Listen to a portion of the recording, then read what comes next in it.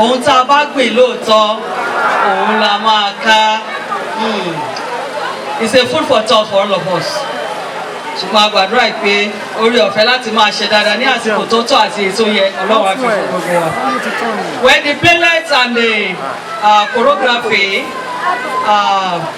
has come from King's Heritage Missionary Home, you can begin to wonder, can you see all those children? Can you even see them outside and say, hey, these are motherless or an orphan? Nobody can ever know that outside, but someone somewhere, God has been using them to take care of all these children. And we pray when the time shall come, you will definitely reap the fruits of your labors in the name of the Lord Jesus Christ. I still want to encourage us, as many of us that want to celebrate maybe our birthday, we have something special we want to celebrate. This is the best place to be. It's always good to do it, in the midst of this kind of children.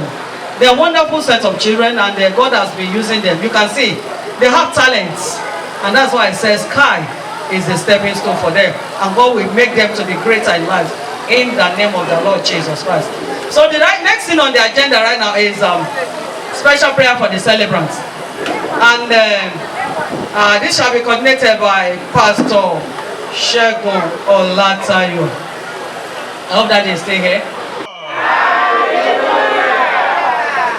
Ẹ jọ̀ọ́ fún bá ìṣẹ́jú méjì, ẹ jẹ́ ká fìdí dúró yé Ọlọ́run sí, ẹ jẹ́ ká dúró. Ní orúkọ Jésù, ní agbára ẹ̀jẹ̀ Jésù, Olúwa olùṣẹ̀dá ohun gbogbo. Ìwọ bá tó mọ ìpilẹ̀ṣẹ̀ wa, ìwọ ni Ọlọ́run wa, ìwọ ni aláfẹ̀yìntì wa, a yìn lógo lórí màmá wa. Nítorí pé ẹ bá wọn rìnrìn àjò ayé wọn. A dúpẹ́ láti ọjọ́ kìíní nígbà tí a bí wọn sáyé. A dúpẹ́ fún gbogbo ìrìn àjò náà títí di àkókò yìí pé ẹ ò fi wọn sílẹ̀. Olúwa gbọpẹ́ wa. Ọlọ́run ẹ̀mí mọ́ gba ayé wa. Ọ̀rọ̀ mọ́ rẹ ti sọ wípé kọ́ wa Olúwa láti máa ka iye ọjọ́ wa kí àwa kó lè máa fi ọkàn wa sí ipa ọgbọ́n. Ẹ̀yin ti rí ire. Ẹ ti fi Olúwa ṣe ọgbọ́n àti ìpilẹ̀ṣẹ̀ yín, ó sì ṣe amọ̀nà yín dé àkókò yìí. Olúwa kó máa bá yín lọ. Èyí tó mú yín parí láyọ̀ àti àlàáfíà, tẹ́ òrógun ẹ lọ pè wá, ó kó nǹkan jẹ ń bí, ó kó nǹkan jẹ lọ́hùn. Iṣẹ́ ò bàjẹ́ láti ọwọ́ yín, ẹ ò ṣe abẹ́rẹ́gún, ọwọ́ Olúwa ni èyí. Olúwa kó máa bá yín lọ. Ìgbésí ayé èyí tó kù mo fi lé Olúwa lọ́wọ́. Ọba tó ń bá ní ṣiṣẹ́ tó ti bá yín ṣiṣẹ́ kò máa ní padà lẹ́yìn yín. Ọwọ́ Olúwa yóò máa gbé yín ró. Ọwọ́ rẹ̀ yóò máa wà lára yín nígbà gbogbo. A ti gbọ́ ẹ̀rí rere nípa yín. Àwọn bàbá wa wọ́n á ní ìjẹ́rìí ayé, òun ní ìjẹ́rìí àlìkìámọ̀. Ẹ̀yin ti gba ẹ̀rí rere lọ́dọ̀ àwọn ènìyàn. Mo ní ìgbàgbọ́ pé àwọn áńgẹ́lì pàápàá inú wọn dùn, wọ́n yọ̀ nítorí tiyín, torí pé ẹ̀yin ṣe dáradára. Ní orúkọ ńlá Jésù, àìní ṣe dára mọ́ kò wà ní jẹ́ òpin ẹ̀mí yín o. Bàbá mi àti Ọlọ́run mi, ewu orí yín ní orúkọ Jésù, ẹ ò ní fi ṣàìsàn, ẹ ò mà ní fi mọ̀ ya. Ohun tó wá ń dé bá ọmọ Ọlọ́run tó máa ní ó yá ká lọ sin Ọlọ́run, á ní kò tiẹ̀ yá, kò tiẹ̀ yé mi, ọ̀rọ̀ kò yé mọ́ kò ní jẹ́ òpin ẹ̀mí yín. Ohun gbogbo tí Olúwa ti ṣe ní dáradára tó ń pa yín láyọ̀ kò ní pa yín lẹ́kún. Àwọn igi wọn ni, àwọn òdòdó wọn ni tí ẹ̀yin ti bomi rin láti ilẹ̀ di àkókò yìí tó ti di gàràbà mọ́ yín lọ́wọ́, ayé ò ní pa mọ́ yín lọ́wọ́. Ohun tó tóbi jùlọ inú ilé yín, ayé ò ní gbé mọ́ yín lọ́wọ́. Ọwọ́ Ọlọ́run yóò máa wà lára yín. A dúpẹ́ lọ́wọ́ yín bàbá olóore. A yìn ológo lórí bàbá wa nítorí pé ẹyẹ òun fa apá kan ń fò. Tí kò bá sí bàbá rere, a ò lè rí ìyá rere. Nítorí pé ẹ̀yin Ọlọ́run wá dúró ti ẹ̀yin méjèèjì, ẹ dúró ti bàbá wa, wọ́n fara dà á di àkókò yìí. Olúwa ògo ní forúkọ ọmọ yín. A yìn lógo lórí bàbá wa sán ní fún ìfaradà ọ̀pọ̀lọpọ̀. Olúwa bàbá mi àti Ọlọ́run mi, ìgbà ogbó lélẹ̀ ó ti súnmọ́ bẹ̀. Bàbá mi máa bá wọn ìrìnàjò náà lọ. Má jò ó sú wọn, má jò ó rẹ̀ wọ́n. Èṣù èyí tó ń bọjọ́ ayọ̀ àbọ̀jọ́ rere jẹ́ ní ọjọ́ alẹ́ kò ní nípa lórí yín. Olúwa yóò dúró tì yín, ọwọ́ Olúwa yóò ṣiṣẹ́ agbára, ògo Olúwa yóò farahàn láyé yín. Bẹ́ẹ̀ ni yóò rí o. Màmá wa ẹ máa lọ ní àlàáfíà, kí àlàáfíà Ọlọ́run kó máa bá yín gbé. Àánú Olúwa kó wà pẹ̀lú yín, ẹ ó ṣe eré jù báyìí lọ. Ohun gbogbo tó lọ fún yín kò ní dìbàjẹ́ lójú yín. Bẹ́ẹ̀ ni yóò rí, ó ti rí bẹ́ẹ̀ ní orúkọ Jésù Kristi Olúwa wa. Àmín, àmín. Praise the Lord. Praise the Lord. Amen. Shall we clap our hands for Christ?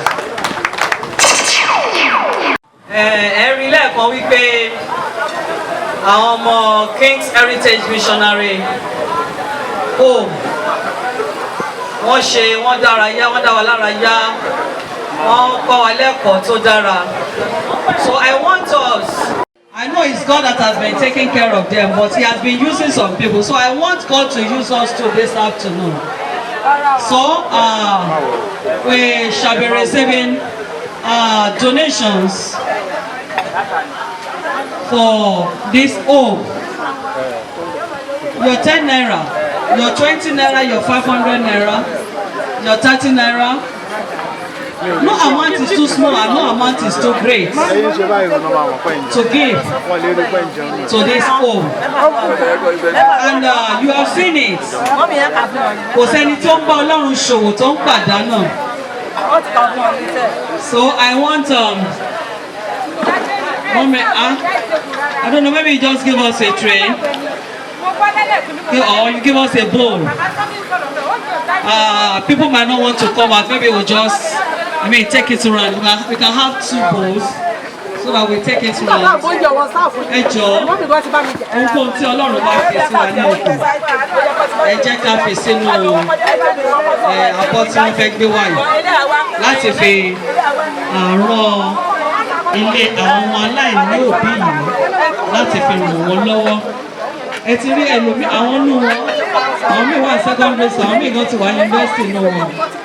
Ṣé mọ̀ pé nípa jíjẹ mímu, it takes grace to feed them. I can't count their numbers, but I know there are many. So it takes grace to feed this number of people. So your little token and my own tokens will go a long way. Bó tẹ̀ jẹ́ nǹkan tí àbárí ń bí báyìí, bó jẹ́ rice ló lè rà, bó jẹ́ kó rice ló rà. And then we might even want,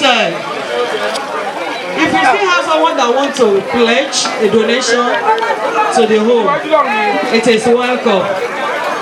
Mama Sani náà, àwọn náà ń ṣe ìtọrẹ àánú sí òmù yìí.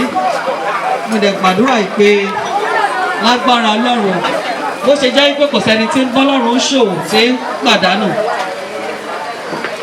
gbogbo wa sí ilé àṣẹ. So please, as they are passing around the bowl, please, let's give this home, this mother, our tokens as a love. Let's sow this seed of love to them. And I know it's going to speak for us one day. Wọ́n wọ̀ bá ń jẹun lọ́wọ́ o, ṣùgbọ́n bá ṣe ń fi ọwọ́ sí ẹ̀jẹ̀ jẹ́ ká máa mú ọwọ́ kan sínú àpamọ́ wa àbí àpò wa àbí purses and pockets wa. Ẹ jẹ́ ká máa fi mú nǹkan jáde láti fi ta àwọn ọmọ yìí lọ́rẹ.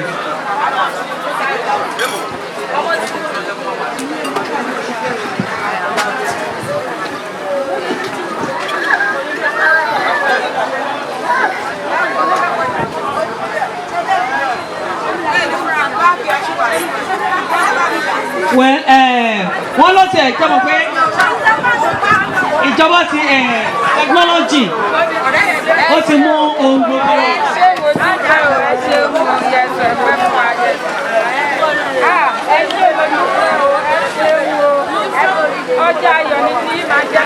In case you want to transfer, or bóyá torí pé ọkàn wa kù plan fún, but now that we have had and you want to sow your whole seed to King's Heritage Missionary Home, this is their account number. This is the account number. You can please write it down. Maybe when you get home, you can transfer, or while you are here. And the account number is 246 159 7014. I call it again. 246 159 7014. That is the account number. I call it for the last time. 246 159 7014. And the bank is FCMB. The account name is King's Heritage Missionary Home. Please, as we are sowing seed into this home, the Lord will meet all our needs at every point in time in the name of the Lord Jesus Christ. So God bless us. So, Mommy Sonny also, Mommy, I think you need to come out so that you can come and receive the gifts for the home donated by the celebrant of today. Mommy, please come and receive the gifts. Photographer. I have to thank God for everything He has done in my life, in both my family, the life of family and friends, and all wishers. I'm using this opportunity of today celebrating my retirement to donate this token gift to King's Heritage. Please, let's clap for God. Gbogbo àná la mọ tó lọ ń gbòòrò ṣùgbọ́n téèyàn kan bá sì tún lè wò ó pé kò ní fi ṣe pé mò ń fi ẹ̀yìn tì mo sì ní àwọn nǹkan ní mo lè pa mo sì ní nǹkan kan tí mo lè tún fi ṣe ìtọ́jú fún àwọn ọmọ aláìní ó tó ọpẹ́ ọjọ́pẹ́ lọ. Ẹ ṣé o bàbá, ẹ ṣé o bàbá wa, ẹ ṣé o bàbá. Okay, I can see that we are already doing menu. But we'll come back to dance, celebrant dance. And okay, maybe before the celebrant dance, while we are still eating, so if you have kids, let's present our gift to the celebrants. Presentation of gifts to the celebrants. Please, let's bring our gifts to the celebrants while we are still dining and whining. Presentation of gifts. So after this, it shall be celebrant dance. Okay, yeah. I want to really appreciate Mogade Gombe. She's the one that retired before Mommy Sonny took over from there. I took care of her center. I really want to appreciate you, ma. I can see Mommy glowing after retirement, and I know God has done yours. Mommy Sonny's home will not be an exception in the name of the Lord Jesus Christ. Ètò kò ní gbèsè ayé yín lágbára Ọlọ́run. Ayọ̀lẹ̀ máa fi gbà, ọwọ́ ilẹ̀ dẹ̀ máa fi gbẹ̀tọ́ yín. Ẹ ti sìn ìjọba náà máa sìn yín pẹ́pẹ́pẹ́. Ẹ ṣé gan, we recognize your presence, ma. Thank you so much for coming, ma, all the way from Ijebu.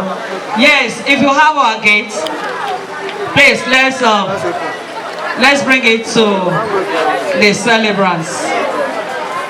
Thank you so much. DJ, yes, you can give us music, solemn music. Happy birthday to you. Happy birthday. Happy birthday to you. Happy birthday to you. Happy birthday.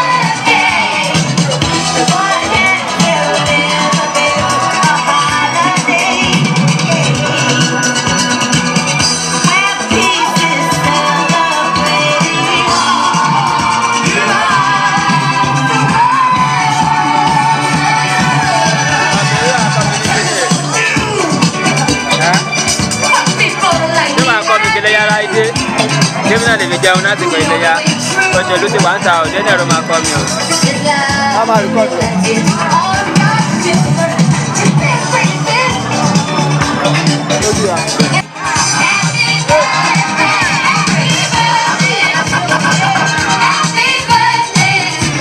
Appreciation. Mo dúpẹ́ onímú ọ̀rẹ́ bàbá gbọ́ ọpẹ́ mi. Appreciation. Mo dúpẹ́ onímú ọ̀rẹ́ bàbá gbọ́ ọpẹ́ mi.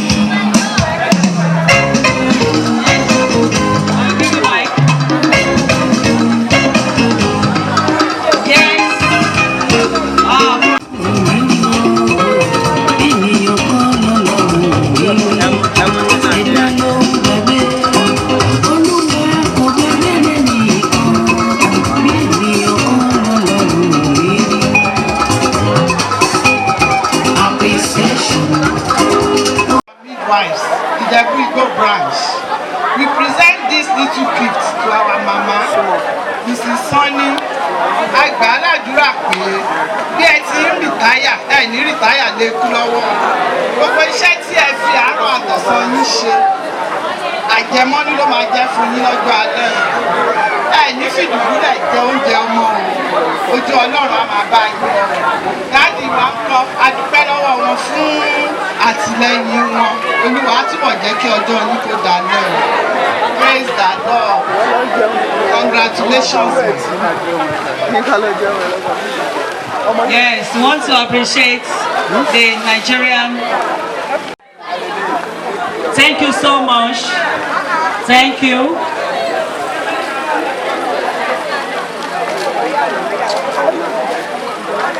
Yes. Primary Health Center. We present this token gift to our mama on her retirement. We pray to God that as she's retiring, more success, healthier life, and progresses in Jesus' name.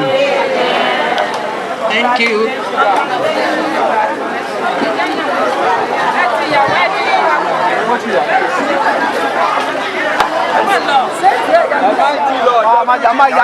The Lord ní orúkọ WDC Òkè-Àgbò Health Center a fi ẹ̀mí ìmoore hàn fún màmá wa Sanni fún iṣẹ́ ribiribi tí wọ́n ṣe ní àárín wa nígbà tí wọ́n dé àárín wa oríṣiríṣi ìgbéga la ní àdẹ̀dàgbà à ń gbàdúrà yìí pé ní orúkọ Jésù ìtàmẹ́ǹtì ò ní jẹ́ ti kú o kò ní jẹ́ ti àìsàn ìgbéga ló máa jẹ́ o ẹ ti sin ìjọba sìn lágbára Ọlọ́run ẹ ní orúkọ WC lẹ́ẹ̀kan sí agbé ẹ̀bùn kékeré yìí sí ní orúkọ ti bàbá àti ní ti ọmọ àti ní ti ẹ̀mí mímọ́.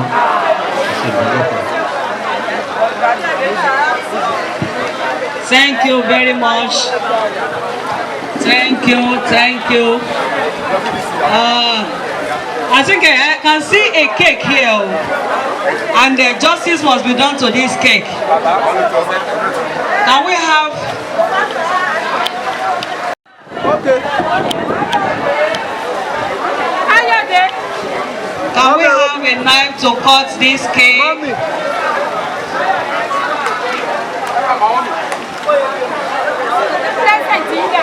Appreciate everyone that has given the celebrants gifts. So, okay, some are still bringing their. Yes.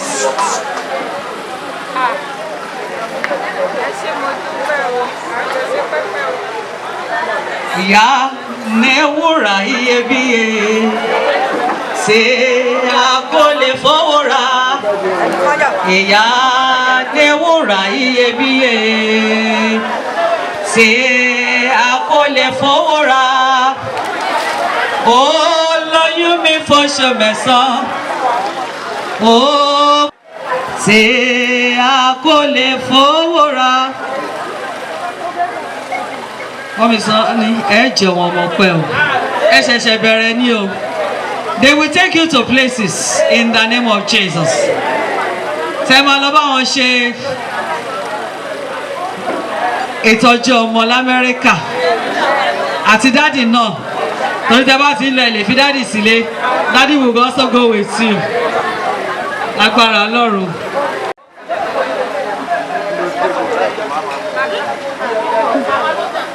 On behalf of the children, we present this gift to our mommy, our beloved mother, Iya Nurse Alabere.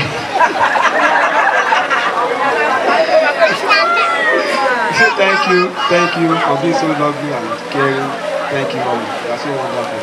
God bless you. Oh yeah, wait.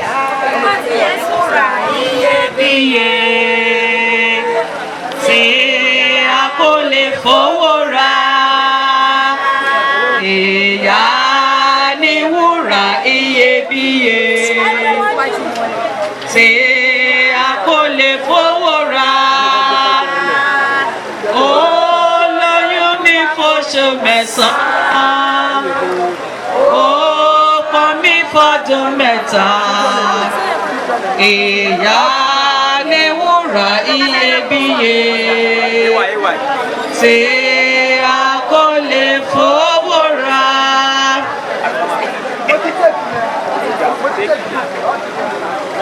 Yes, the children are appreciating their mom for the wonderful love she has for them and for the love they too have for their mom. Ẹ jèrè wọn pẹ́ o lágbára Ọlọ́run gbàtẹ́ tí wọ́n máa jọ̀rọ̀ wọn ní dúró ìṣẹ́jú kan fún yín nínú sàárè lórúkọ Jésù.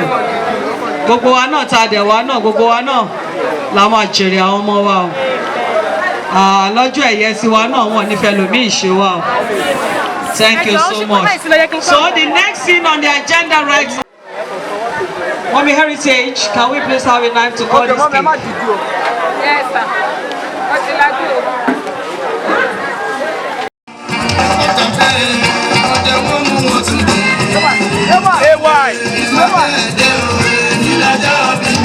Wonderful He, beautiful as, superlative You, great as. What is that? Jesus. Thank you. Thank you, sir. We appreciate you.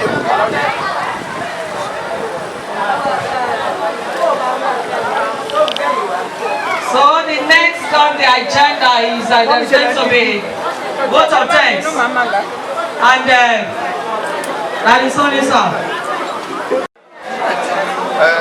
On behalf of my family, I thank everybody present here today for witness this remarkable occasion. Ọpẹ́ mi ò lópin, mo dúpẹ́ lọ́wọ́ yín lọ́pọ̀lọpọ̀. Gbogbo àwọn tó ìwà lẹ́nu iṣẹ́, mo gbàdúrà yìí pé pẹ̀lú ìrọ̀rùn náà máa fi ìtayé àti lágbára Ọlọ́run. Ní agbára Ọlọ́run, ọwọ́ ara wa la máa fi gbẹ̀tọ́ ara wa o. Gbogbo àwọn tó ti fẹ̀yìntì síwájú tí wọ́n yìí retí àti gba ẹ̀tọ́ wọn, Ọlọ́run ṣe nírọ̀rùn. Àwọn tó ń pọ̀ lẹ́yìn náà, ọkọ̀ ọba, àdá ọba kò ní ṣá wọn lẹ́sẹ̀ o. Mo sì dúpẹ́ púpọ̀ lọ́wọ́ àwọn bàbá mi, Pastor and Bishop Afúyẹ́, fún ìwà níbi tó wà ń bí lẹ́nu. Mo dúpẹ́ lọ́pọ̀lọpọ̀ gidigidi nítorí pé wọ́n ṣòro láti máa rí nígbà gbogbo nítorí pé iṣẹ́ pọ̀. Èmi kan tí mo jẹ́ sẹ́kítírì wọn, ẹ̀kọ̀ọ̀kan la máa ń ríra. Tọ́tún wá wà bí láti àárọ̀ títí dì sí i. Mo dúpẹ́ lọ́wọ́ wọn. Ẹ mo dúpẹ́ lọ́wọ́ dókítọ̀. Peter ní máa sọ ti yẹn pé a ti wà láti bẹ̀rẹ̀, láti bìlẹ̀, láti kékeré. We have been coming now for the past 40 years. So more than 40 years. We celebrated our 40 years in 2001. Our 44 years anniversary. We have been coming for a long time. We are many. Ọlọ́run dẹ̀ ṣe Ọlọ́run dá wa sí àdéhùn contact ara wa títí kò sí. Mo dúpẹ́ lọ́pọ̀lọpọ̀. Àwọn bàbá mi náà tó wà ń bí lọ́dún gẹ́gẹ́ bàbá mi Alhaji Rasheed àti Alhaji Bukola. They represent my family, they represent my father. Mi ò lè dá àwọn ṣe lẹ́yìn wọn. Àti ẹni tó kù fún mi ní màmá lẹ́yìn tó bá ní kọ́ pé màmá mi wá. Àwọn náà wà ń bí. Ó tẹ̀lé pípẹ́ kọ́ tó débi due to one reason or another. Mo dúpẹ́ lọ́pọ̀lọpọ̀ wọn. ibi tí wọ́n dé lẹ́yìn ọlọ́run máa ń fi débẹ̀ mo sì dúpẹ́ lọ́wọ́ wọn pé wọ́n kún àdúrótì mi ò lè gbàgbé ọ̀rẹ́ mi tá a ti jọ ń bọ̀ ìyẹn náà ti pẹ́ díẹ̀ láti Ìbàdàn ní ìgbà ayé aládùmọ́lẹ̀ pásítọ̀ Ṣẹ́gun àtijọ́ nígbàdùn ti jọ rí lọ àtúndì padà àtúwà pàdé ọ̀pọ̀ ẹni olúwa gbogbo ẹ̀yin tẹ́ wá náà nǹkan ayọ̀ báyìí kò ní kúrò nílé yín o mo dúpẹ́ lọ́pọ̀lọpọ̀ ẹ ṣé o we are all welcome bẹ́ẹ̀ ṣe ń lọ lẹ́sìn pẹ̀lú ayọ̀ àti àlàáfíà tẹ́ ẹ fi débi ayọ̀ àti àlàáfíà náà lẹ́ máa fi padà sílé yín pẹ̀lú ìrọ̀rùn ọ̀làláhàlà ọ̀làkúọ̀tà ìlà àbílà ìrẹ̀lẹ̀ thank you very much.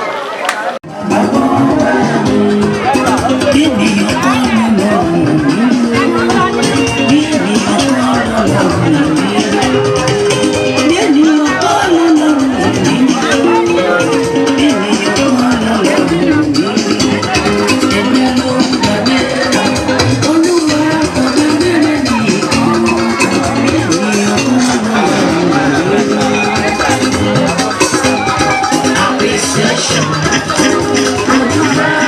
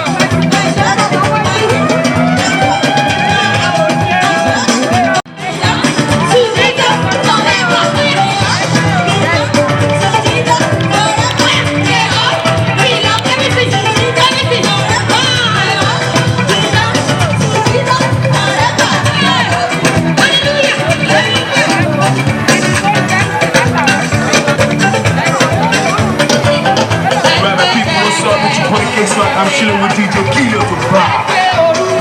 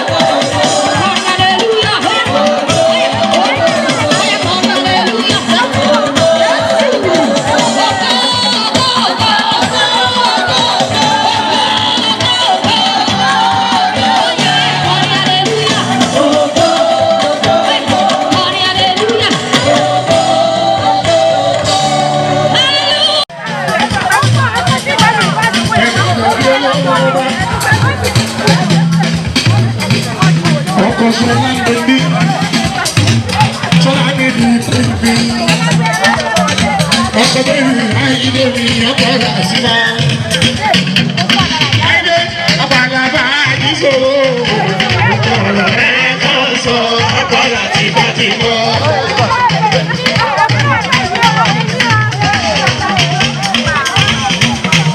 Bẹ́sìmọ́lẹ̀ ó sọ̀rọ̀ àkínú ọlọ́wọ́dún. Ọkọ àjàlá àti bàtò mi. Àjàlá àti Bọ́lájí. Ọkọ Ṣọlá Bèbí. Ọláìdé. Ọkọ Ṣọlá ní ẹ̀kọ́ ìfẹ́ ọkọ ìyàrá ti bá. Ọkọ rẹ̀ kọ́ sọ ọkọ rà tìbátìbọ̀.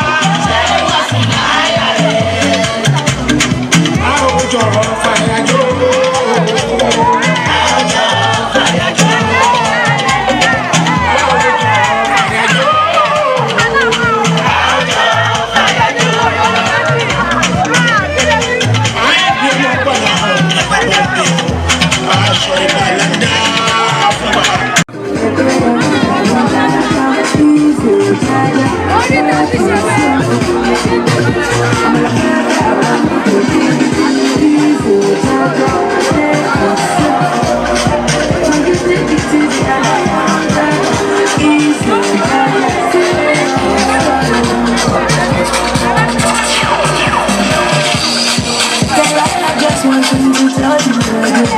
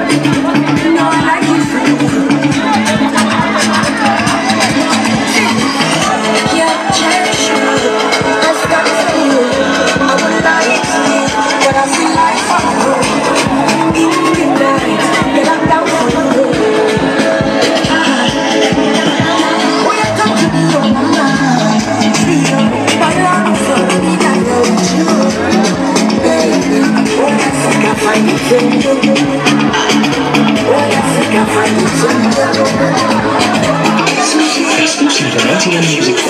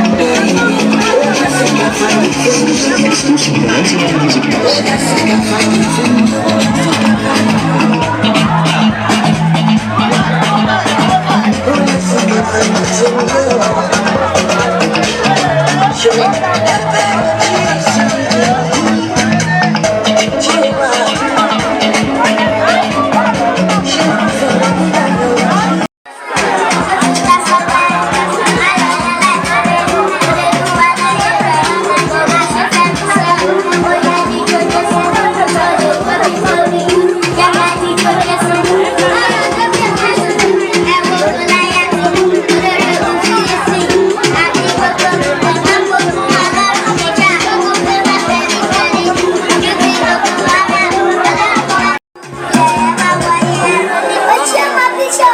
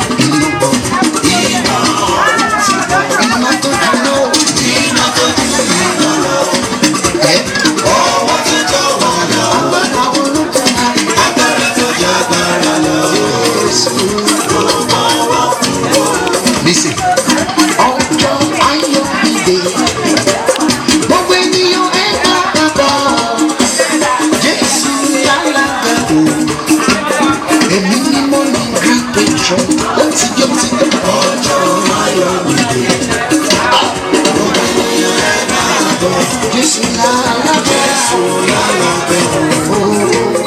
ẹni mímọ́ ní ìṣọ́ra. Ọjọ́ tí èmi jẹ́ ọ̀rọ̀ rẹ̀ máa bọ̀. Jésù lálábẹ́ ẹ̀yẹ mi ẹni mímọ́ ní ìṣọ́ra. Ó ti gbé ọjọ́ ayọ̀ mi. Orí mi rẹ̀ máa bọ̀ ìwọ́. Jésù lálábẹ́ ẹni mímọ́ ní ìṣọ́ra. Speaking the word to my situation, let it one on and me. Oh, but she very say on oh, baby, only kokoro, she let me know. Are you allowed? Olórí ẹ̀ṣẹ̀, oh, but she very say on oh, baby, gbanigbani lọ́jọ́ ìbí ọba ayé gbàyè kò má sọ lọ́rùn mi rọ̀lẹ́ ìrẹ́ àgbà bàbá o ẹ̀ máa ga gbanigbani o gbanigbani lọ́jọ́ ìbí olórí ayé ọba ayé gbàyè ẹ̀yìn ọdún tí o ṣe ń bá sí o ṣe ń lọ ìrọ̀lẹ́ àgbà bàbá mi o èmi lè ṣe láìpẹ́ báwo lẹ́ ti tóbi tó. Báwo lẹ ti tóbi tó? Báwo lẹ ti tóbi tó? Báwo lẹ ti tóbi tó? Ayé ò gbà yín, ọ̀run ò gbà yín. Ẹ̀fọn yẹn ṣàkóso ti sẹ̀. Àánú yín látayérayé. Agbára yín ṣòkú dá láyé. Aládé orí aládé. Ìjòyè tó ju ìjòyè lọ. Aṣíwájú ogun, akẹ́yìn ogun, jagunjagun mama ìlà ọ̀fà, òkè ọkọ̀ méjì fi kẹ̀kẹ́ ogun jóná. Olúwa gòkè láwọn tariwo ńlá, kábíyèsí tó mú ti rọ ìgbé. Arẹwà tó ju arẹwà lọ, ọlọ́lá lójó lọ́lá. Òun rẹ̀ ń bẹ lórí orí gbogbo, òun ló ní ọlọ́lá.